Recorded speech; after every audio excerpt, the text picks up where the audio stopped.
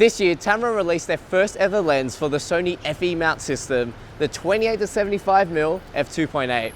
It's a versatile lens designed for landscape and portraiture with the constant aperture of f2.8 throughout its whole focal length, meaning you'll have amazing low light performance throughout and pleasing bokeh results. In addition, it's a fraction of the cost of the 24-70 G Master, and we're going to take it for a spin.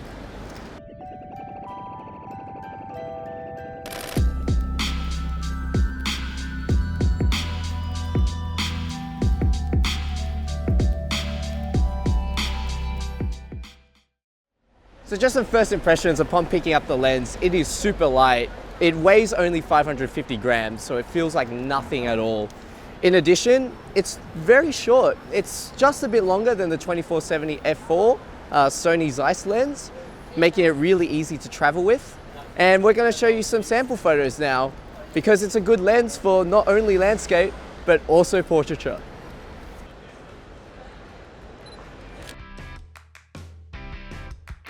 So just a note, all these photos that are shown right now in this video are shot with a pre-production model of the Tamron 28-75, so the final results may vary.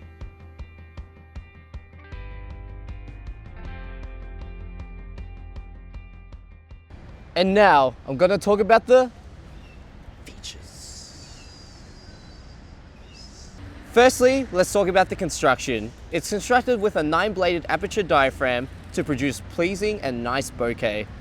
Secondly, it uses one extra low dispersion element and one low dispersion element to correct color fringing and control chromatic aberrations. Thirdly, it uses two hybrid aspherical elements and one molded glass element to effectively control distortion. In terms of autofocus, it uses a proprietary RXD extra silent stepping drive with a minimal focus distance as close as 19 centimeters. In terms of weather performance, the Tamron 28-75mm is moisture resistant and fluorine coated to protect from fingerprints and smudges. Lastly, it's B-bar coated to handle flaring and ghosting. So normally with Tamron lenses, they don't have the best autofocus speed, but surprisingly, the Tamron 28-75 is pretty good. It handles autofocus well throughout the whole range of the lens, whether it be wide or whether you be in portrait. It's quite snappy. In terms of the construction of the lens, it is quite plasticky, and with around the same price range, if you're comparing it to the 24-70 f4 from Sony, it's a full metal construction, whereas this one is quite plasticky. And the focus ring doesn't feel amazing. It's not that rubberized and quite slippery, so I can imagine for people who shoot video and do a lot of manual focusing, this may be a bit weird. However, in saying that, it is very light. It's small, it's portable, and if you're going to be using this on a long job or you're going to be traveling with it, it's pretty good for that. Lastly, my favorite feature about the 28-75mm is that it works with all the Sony electronic features such as the iris autofocus, which I think is brilliant.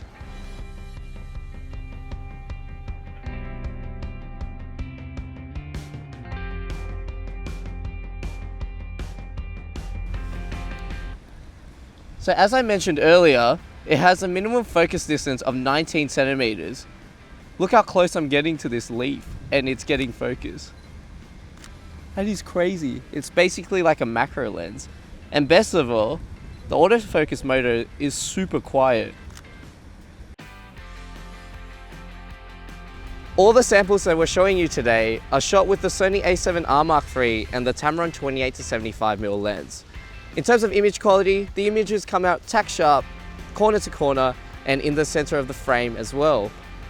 The only thing to really complain is that there is vignetting when you're shooting wide.